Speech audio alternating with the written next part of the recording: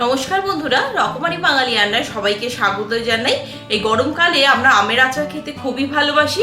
সেটা কি করে রোদে দেওয়া ঝামেলা ছাড়াই ঝটপট বানিয়ে নেবেন, সেইটাই আজকে আমি আপনাদের সাথে শেয়ার করব। তো আসুন বন্ধুরা, দেখে নিই ঝটপট টক ঝাল মিষ্টি আমের আচারের রেসিপিটা। আমের আচার বানাতে আমি এখানে নিয়ে নিয়েছি 4টে মিডিয়াম সাইজের কাঁচা আম। সেটার আমি মুখগুলো অনেকটা করে বাদ দিয়ে কেটে নিচ্ছি। তারপরে আমি চোখলা না ছাড়িয়ে 4 ফালা করে কেটে নেব।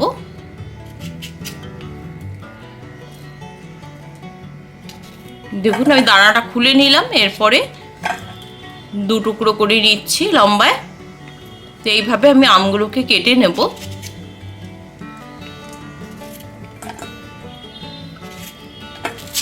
টুকরো টুকরো করে কেটে নিতে হবে আমগুলো। আর যদি কোনো আমে আটি হয়ে থাকে তো সাইড থেকে কেটে নিচ্ছি।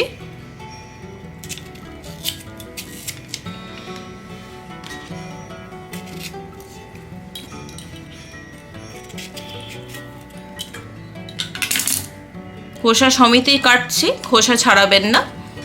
আমগুলো কাটা হয়ে গেলে ফ্রেশ জলে খুব ভালো করে কষলে কষলে ধুয়ে নেব।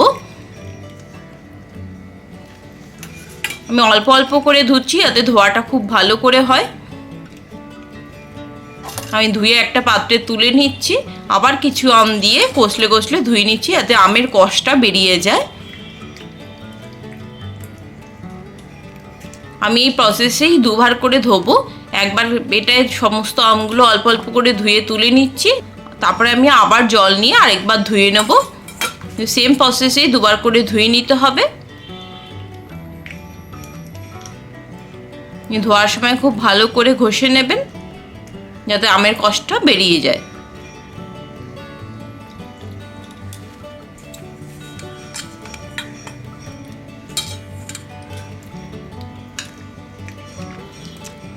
সমস্ত আমটা আমি একবার ধুয়ে নিলাম, এরপরে জলটা পাল্টে আমি আবার আরেকবার ধুয়ে নিচ্ছি। একইভাবে দ্বিতীয়বার আমগুলো ধুয়ে নিতে হবে।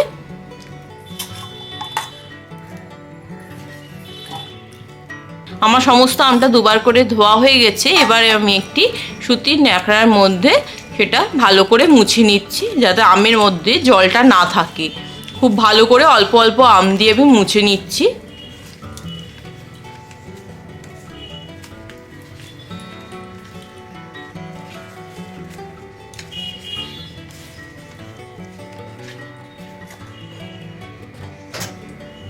বাটিটা আমি মুছে বাটিটার মধ্যে আমি আমগুলো তুলব।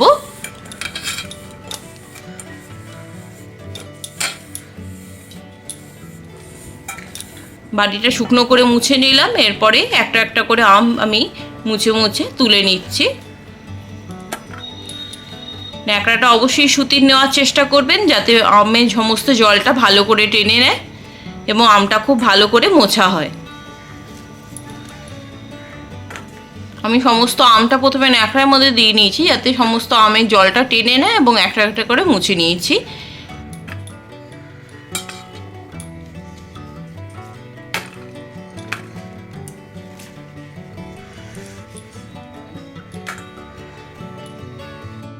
এইভাবে সমস্ত আম মোছার পরে আমি দিয়ে দিচ্ছি 1 চামচ নুন, 1 চামচ হলুদ গুঁড়ো এবং 1/2 চামচ লঙ্কার গুঁড়ো। এই উপকরণগুলো খুব ভালো করে মেখে নেব আমের মধ্যে।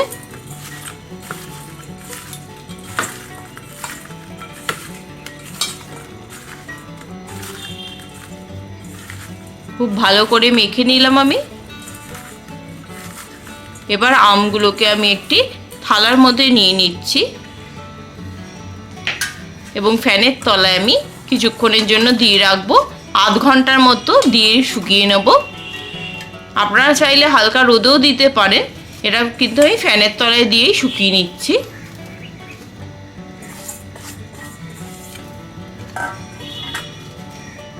এই অবস্থায় প্লেটটা আমি ফ্যানের তলায় 1/2 ঘন্টা দিয়ে রাখবো। আমি একটা মশলা তৈরি করে নেব। এই সময় শুকনো কড়াইতে দিয়ে দিলাম 4টে শুকনো লঙ্কা। শুকনো লঙ্কাটা একটু ভেজে নেব।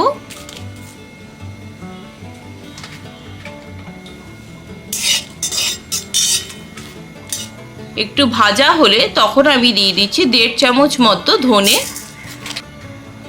এবং 1 চামচ পাঁচ ফোড়ন। এবার এগুলোকেও ভালো করে ভেজে নিতে হবে। সমস্ত উপকরণগুলো ভালো করে ভেজে নিচ্ছি হালকা লাল করে। একটু ভালো করে ভাজা হয়ে গেলে আমি গ্যাসটা বন্ধ করে দেব। তারপরে ঠান্ডা হলে এটা আমি মিক্সারে গুঁড়ো করে নেব। খুব মসৃণ গুঁড়ো এটা হবে না, একটু দানা দানা থাকবে, সেরকম মতো গুঁড়ো করে নিচ্ছি। দেখুন তৈরি হয়ে গেছে মশলাটা। একটু দানা দানা আছে, দেখলেই বুঝতে পারছেন আপনারা। এবার আমি কড়াইতে দিয়ে নিলাম সর্ষের তেল। তেলের পরিমাণটা একটু বেশি দেবেন, কারণ আচারে তেলের পরিমাণটা একটু বেশি লাগে। এবার দিয়ে দিচ্ছি এর মধ্যে গোটা জিরে। গোটা জিরেটা একটু ভাজা হয়ে আসলে আমি শুকিয়ে নেওয়া আমগুলো, যেগুলো আমি ফ্যানের তলায় দিয়েছিলাম আধ ঘন্টার জন্য, আধ ঘন্টা হয়ে গেছে। এবার আমি এগুলোকে কড়াইতে দিয়ে নিচ্ছি। কড়াইতে দিয়ে এগুলো ভালো করে নেড়ে ভেজে নিতে হবে। দেখবেন আমের খোসার কালারটা একটু চেঞ্জ হয়ে যাবে, তখন বুঝবেন ভাজাটা হয়ে এসছে।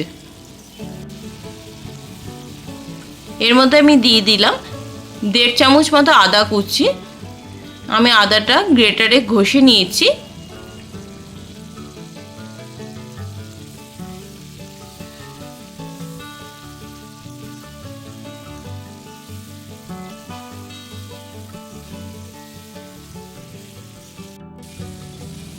দেখুন আমের খোসার কালার চেঞ্জ হয়ে গেছে, এরকম মতো করে ভেজে নিতে হবে।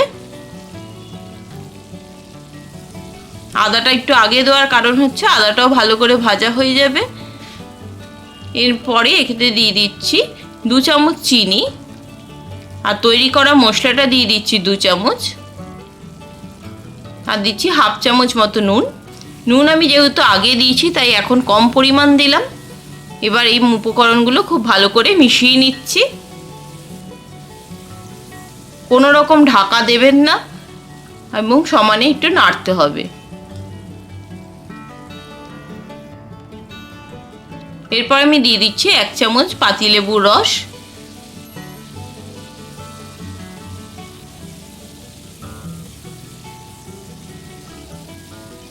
আচারটা খুব সুন্দর তৈরি হয়ে আসছে।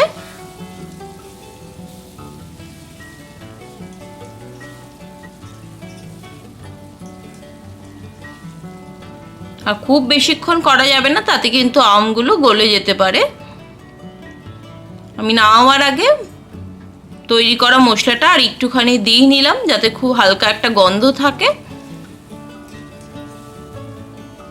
এবার আমি গ্যাসের ফ্লেমটা বন্ধ করে দিচ্ছি। ঠান্ডা করে আমি বয়ামে ঢেলে নিয়েছি। দেখুন প্লেটেও তুলছি।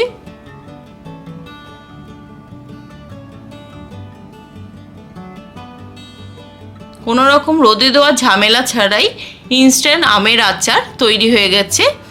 এটা আপনারা 6 মাস 1 বছর রেখে খেতে পারেন, কোনো অসুবিধা হবে না।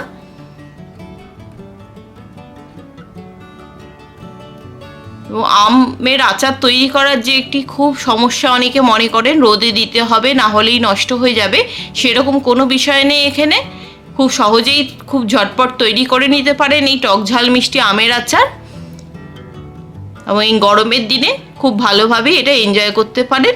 তো বন্ধুরা, রেসিপিটা কেমন লাগলো অবশ্যই আমাকে কমেন্টস করে জানাবেন। আপনারাও বাড়িতে এইভাবে তৈরি করে নিন ইনস্ট্যান্ট আমের আচার। রেসিপিটা ভালো লাগলে অবশ্যই লাইক এবং শেয়ার করে নেওয়ার অনুরোধ রইল। আমার চ্যানেলে নতুন বন্ধু হয়ে থাকলে তাকে চ্যানেলটিকে সাবস্ক্রাইব করে নেওয়ার অনুরোধ করব, এবং পুরনো বন্ধুদের অসংখ্য ধন্যবাদ সঙ্গে থাকার জন্য। ঝটপট বাড়িতেও তৈরি করে নেবেন এইরকম আমের আচার, কোনো রকম রোদে দিতে হবে না এটা। সুস্থ থাকবেন, ভালো থাকবেন, রকমারি বাঙালি রান্নার সাথে অবশ্যই থাকবেন। আবার চলে আসবো কোনো নতুন রেসিপি নিয়ে, নতুন কোনো ভিডিওতে। নমস্কার।